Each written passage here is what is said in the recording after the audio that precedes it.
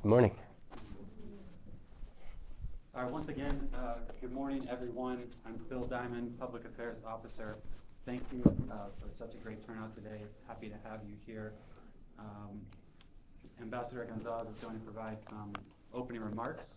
After that, we'll turn to questions and answers, and I'll come back up to ask on questions.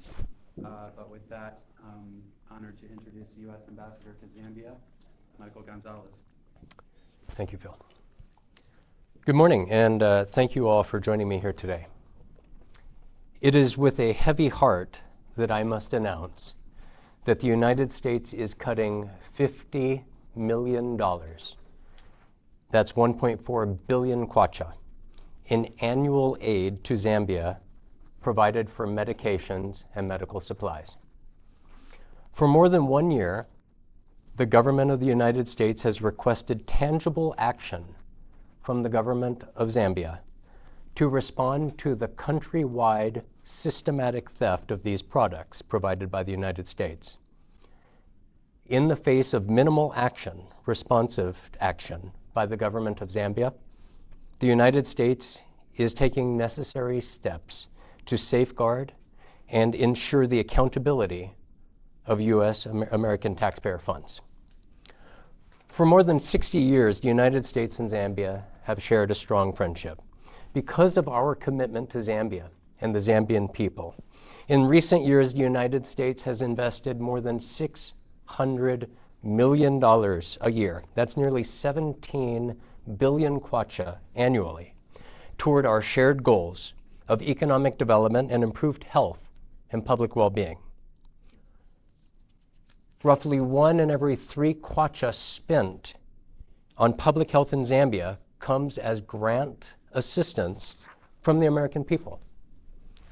As part of this, in recent years, the United States has provided approximately $128 million annually. That's about 3.5 billion kwacha every year to buy medications to treat HIV, malaria, and tuberculosis, as well as to provide the technical and operational support for Zambia's national health supply chain.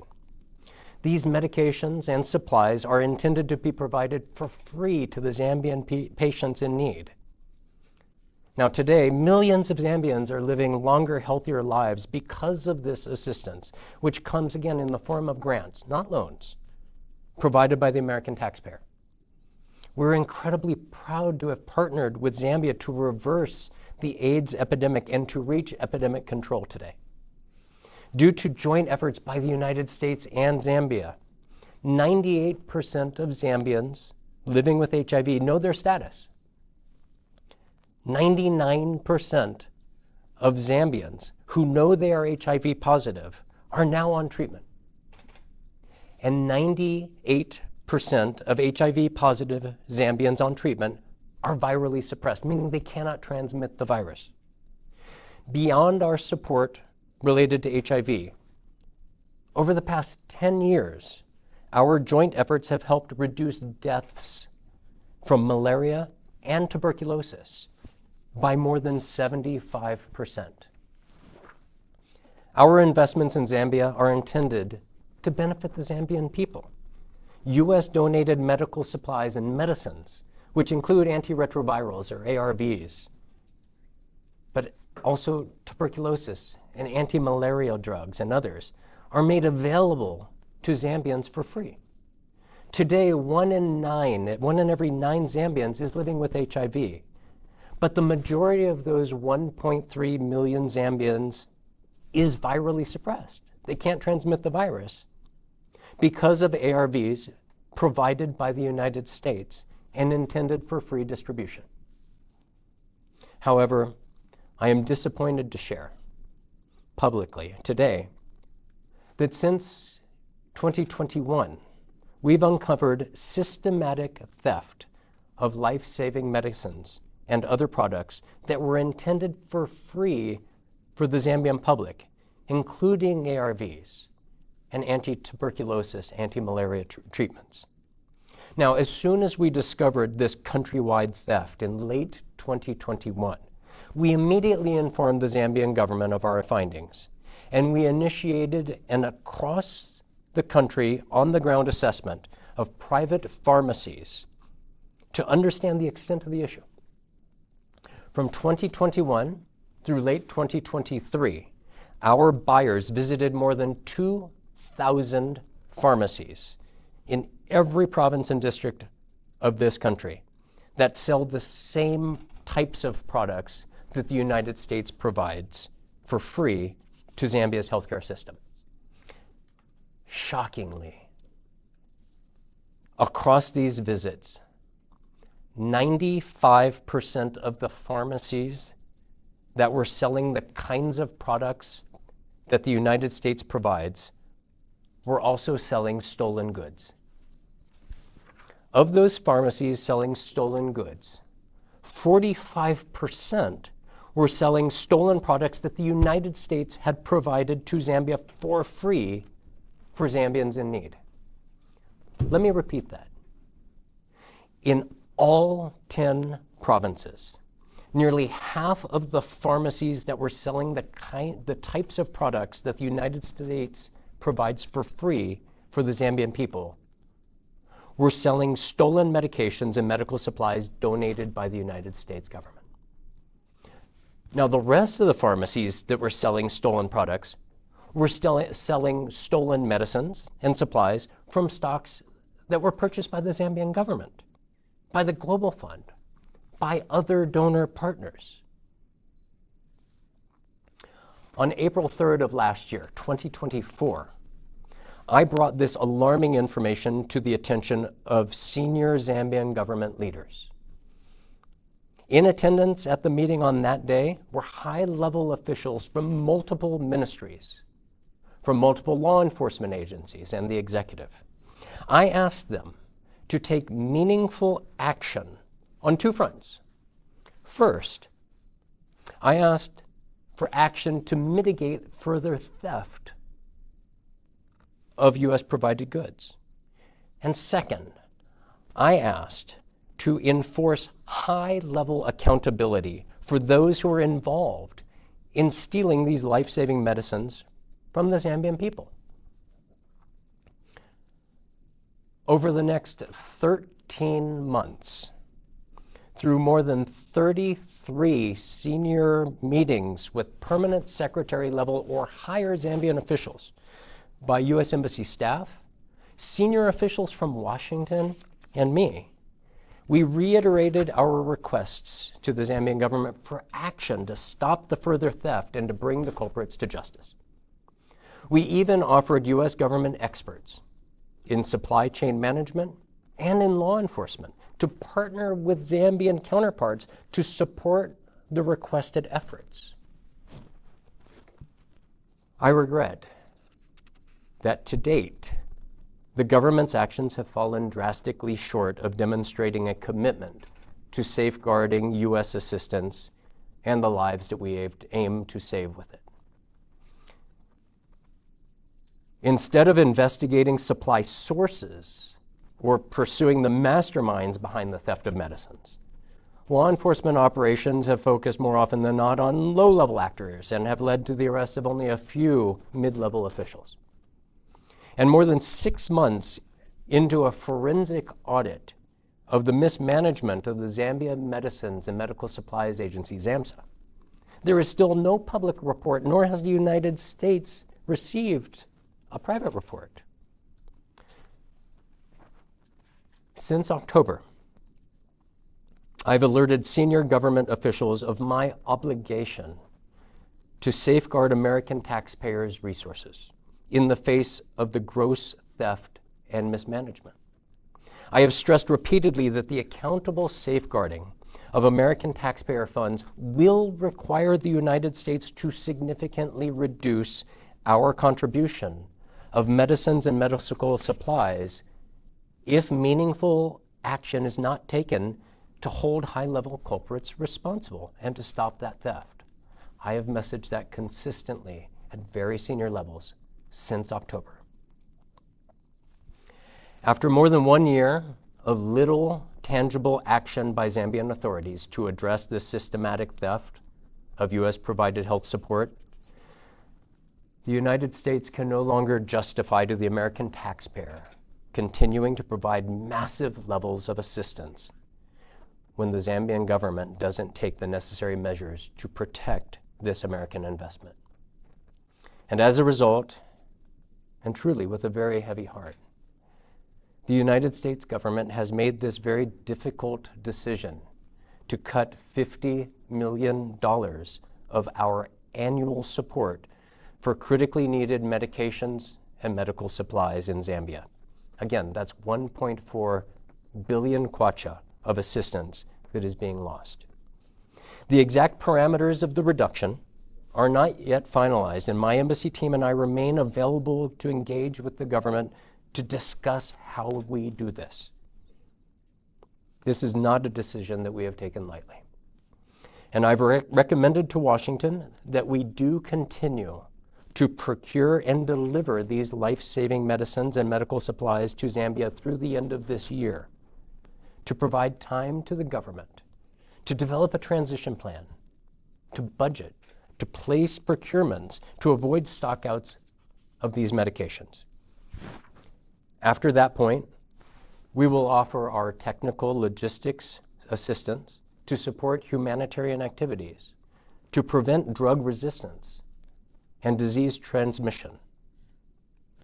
But we will cut $50 million a year of our annual contributions to providing malaria, HIV, and tuberculosis medicines.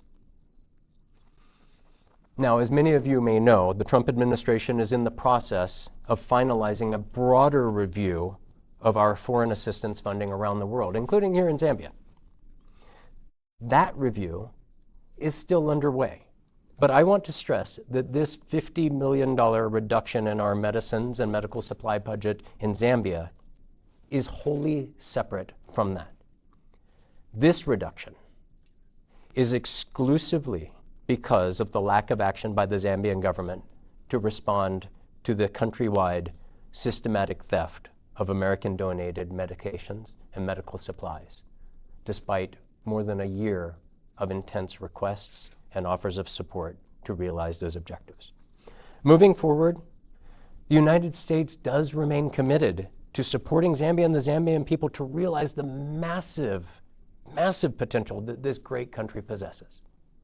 Zambia's prosperous economic future and a healthy population that's going to drive that future is absolutely in our shared interest between Americans and Zambians. The United States remains deeply interested in contributing to that future.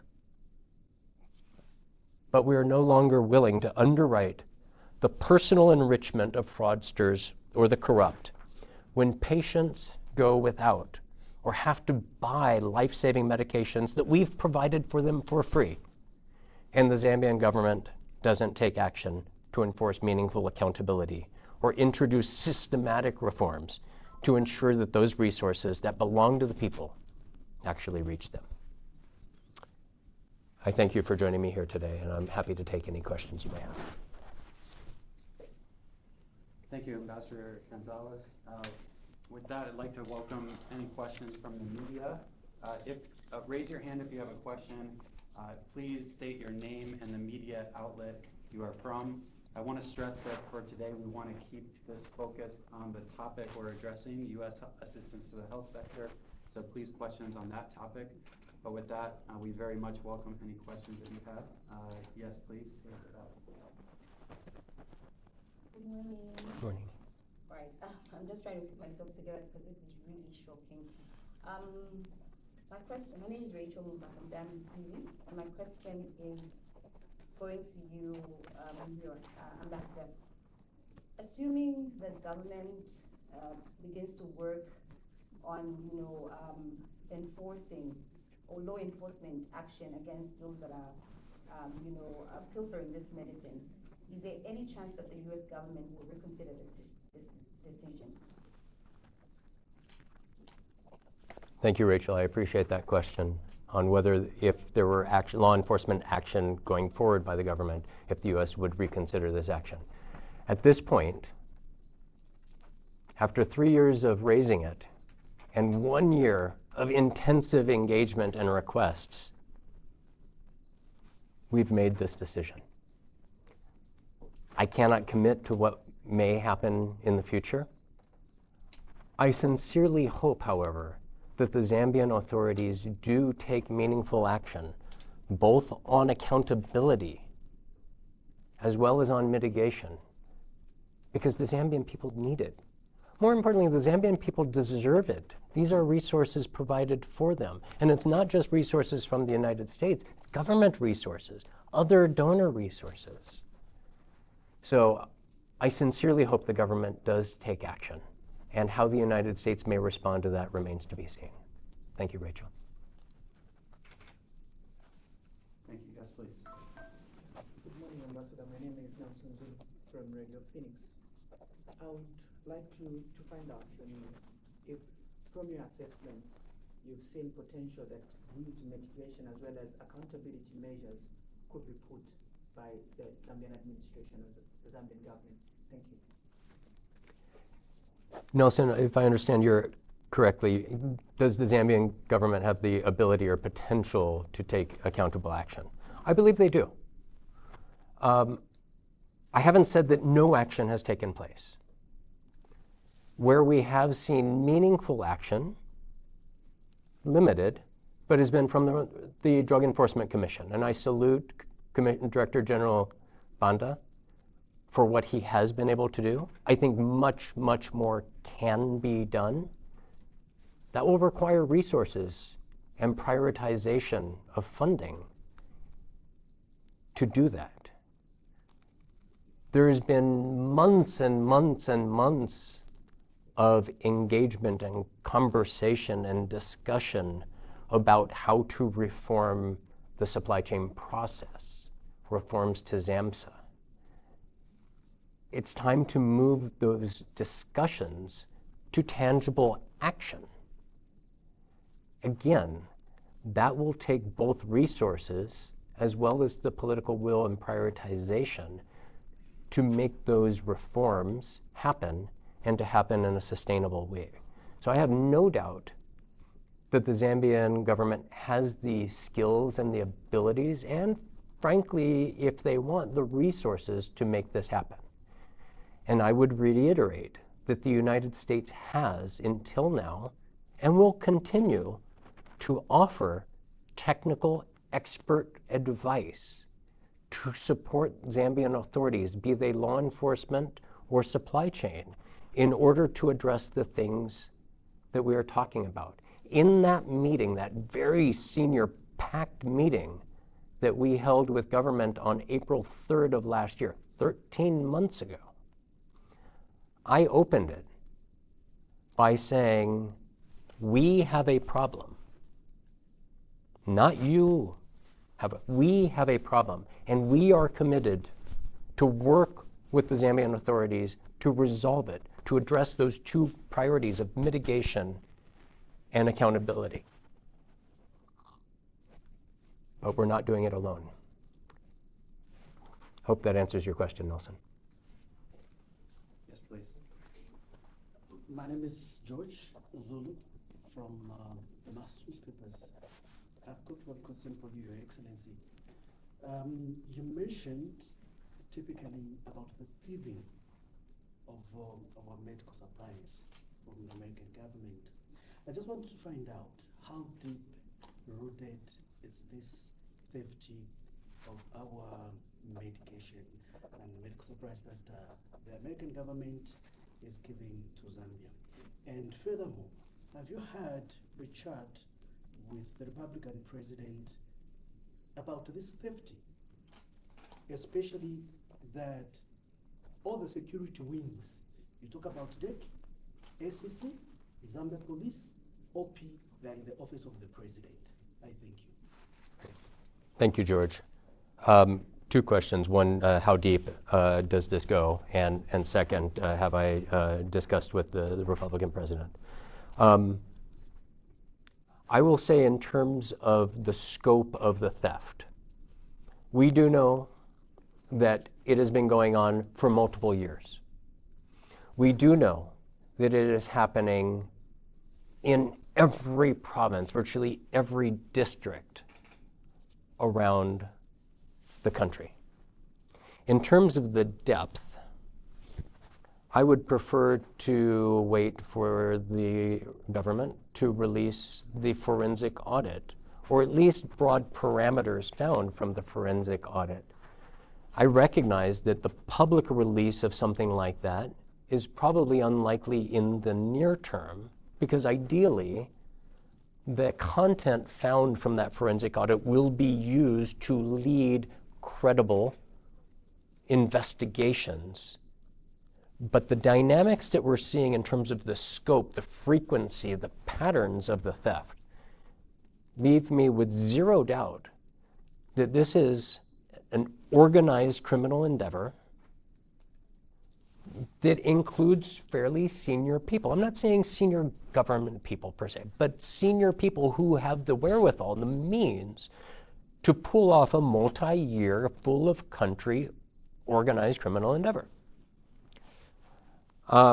In terms of individual names with whom I have engaged or others have engaged in government, I would prefer to keep those among government. You may want to pose that question to government authorities if they're willing to release. I have no objection should they. But again, 33 at least senior meetings by me, people from Washington, my team, with permanent secretary level and more senior officials across all relevant agencies and elements of the Zambian government over 13 years.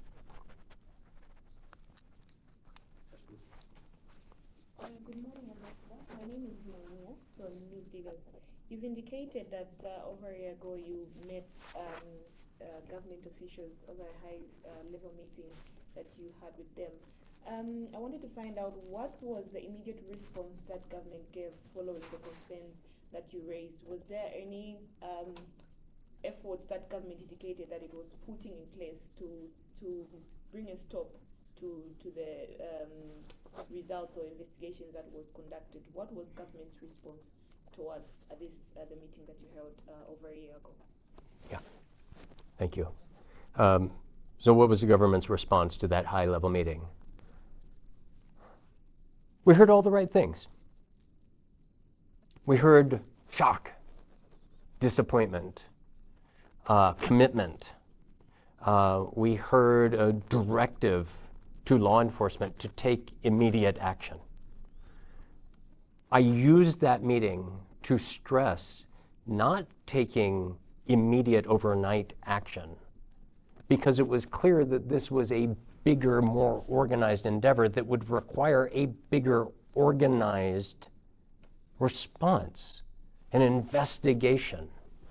I stressed, I pleaded with government, don't just go into a random shipping container that is selling commodities, find that they're selling something that is stolen, and arrest the 15-year-old kid behind the counter. Because I guarantee you that kid didn't buy the medication, maybe doesn't even know where it came from. So use this like a reasonable, organized law enforcement investigation to find where are stolen medicines being sold from? Who owns those pharmacies? Call them in. Where are they buying from? How did the person selling obtain the medications? I'm not a law enforcement officer. I do have U.S. federal law enforcement officers based here in my embassy who I pleaded with government authorities. Please take advantage of them to help you design such an effort to respond. A day and a half later, I think it was a Friday, so around April 5th or so of last year, we saw a great headline. Zambia police go in and they've arrested, I think it was 16 people for selling stolen medicines. So I heard all the right things. I saw a great headline that suggested action was being taken. Over the next month and a half or so, there were two more similar headlines. I think one up in Copperbelt and one down in Southern, with the same pattern. The 15-year-old kids behind the counter were arrested. Easy, small fish were picked up. And I have not seen evidence of organized law enforcement response to the organized criminal endeavor since late June of last year. Until January of this year, when we did see, as I said, DEC did make a couple of arrests. Very eager to see what comes of that. Now we do see, I think in Daily Nation today, in a couple of the papers over the weekend, someone working in a clinic was found with 22,000 kwacha worth of medications. Great. I mean, that needs to be part of the solution. But if this is happening in an organized way across the entirety of the country, it's going to be responded to in an organized way across the entirety of the country, not by picking up small fish. So I heard all the right things. I've yet to see the tangible action that will actually stop this and ensure that the Zambian people get the commodities that your government is buying for them, that your friends around the world are providing for free. Sorry, Winya, I went well beyond the scope of your question. Okay, But I have a follow-up question. Please. Yeah, but why do you think there's this resistance to address the issue? You've mentioned that you put in frantic efforts to engage government, but there's this resistance. Do you think that you've attributed it to having maybe senior people involved in this organized syndicate? Why do you think there's this resistance? Do you think the senior people are actually benefiting directly? That's why there's this resistance to address the issue? let me be clear. I have no indication or reason to believe that senior government officials are or are not involved in this. Hopefully, the forensic audit would reveal that, or at least indications of that. Why the resistance? That's really a question for the Zambian government.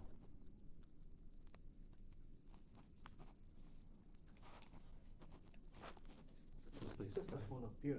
I'm also that you did indicate that this decision was reached after finding out that there was a theft.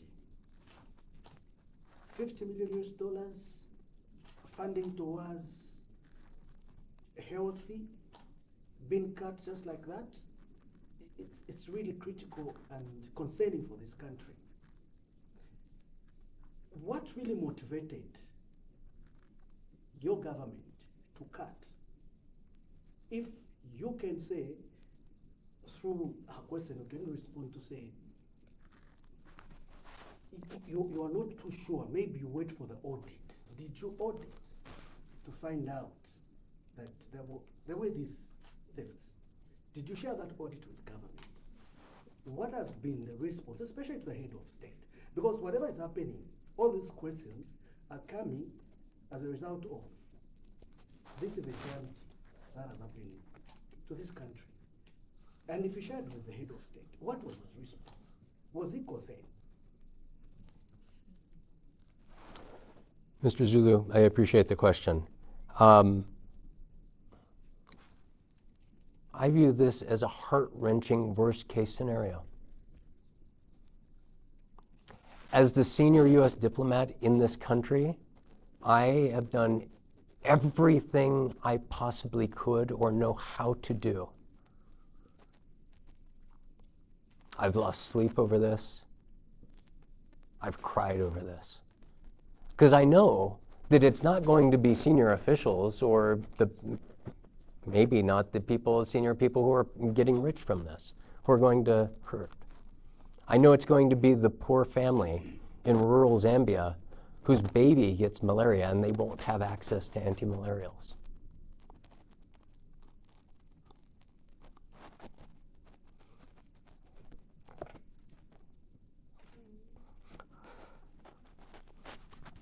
It breaks my heart. But I also have a duty to the American people, to the American taxpayer, to safeguard and ensure the good use of these resources. I've bent over backwards doing everything I know how to do to prevent this, to partner or have tried to partner with authorities to respond.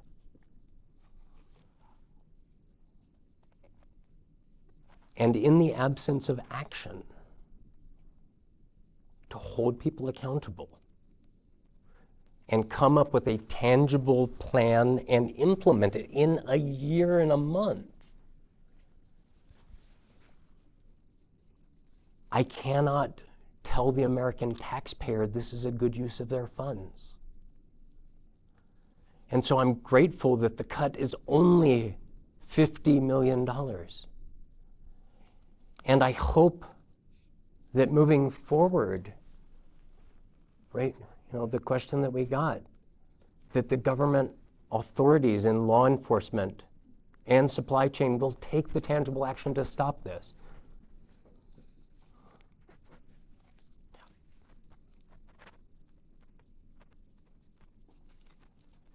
Let's do one or two more questions. Yes, you haven't had a chance for a question yet. Good morning, Ambassador K1. It's Chissy from KFM. I wanted to find out how many people are going to be affected by this decision. My goal is that no one. My goal is that we will come up with a method and approval for not cutting this year. My goal is that the Zambian government will come up with the funding to budget and start the procurements to assume the purchase and the supply and distribution of the medications that are no longer going to be provided by the United States, so that the Zambian, that family in rural Machinga, when they go to the clinic, there is medication available. It won't be from the United States, but it hopefully will be from the Zambian government. They have the ability to do that. And again, I and my team are committed to working with a transition to make sure that the Zambian patients, the Zambian people who are relying on these drugs and medications, don't see a gap. I understand today the Zambian healthcare system does have adequate antiretroviral drugs to provide continuity of treatment for the 1.3 million Zambians who take ARBs daily. And so this is a big announcement today, but it's a financial announcement. And there is not, and I don't want this to be perceived by the public as saying, oh my God, there's not enough medications in the country today. That's not the case. And I and my team will do everything we possibly can in partnership with Zambian authorities to make sure that there is a seamless transition of this financial change so that Zambians receiving and relying on medications, be it for tuberculosis, malaria, or HIV, when they go to clinic to get those medications, they are there. Let me just see if anybody who hasn't asked a question would like to ask one. Yes, please. One last go one. ahead. One last question. Good morning, Ambassador. Good morning. Just in case maybe not to my knowledge, I just want to find out how much you are providing in terms of aid before the $50 million was cut. Yeah. I'm sorry, what's your name? Joanne from Prime TV. Joanne. Great. Thank you, Joanne. So as I said at the beginning, in recent years, the United States has provided over $600 million of grant aid to Zambia each year. That's just under 17 billion kwacha. Of that, about $450 million has been related to health, HIV, malaria, tuberculosis, cervical cancer, maternal and child health. That represents roughly 1 in every 3 kwacha spent in public health in Zambia. Of that, $128 million, about 3.5 billion kwacha, has been in the form of medicines and medical supplies. And it is from that budget that this $50 million is going to be cut. Friends, thank you so much for joining us today. It is, again, with heavy heart that I make this announcement after doing everything possible to prevent it. But let me end on the same way I ended my formal remarks. This is an amazing country with phenomenal potential. This is a country that the United States believes in and wants to support, partner with, to achieve that potential into a reality that benefits both of our countries. I hope we're able to do that more effectively moving forward. I thank you.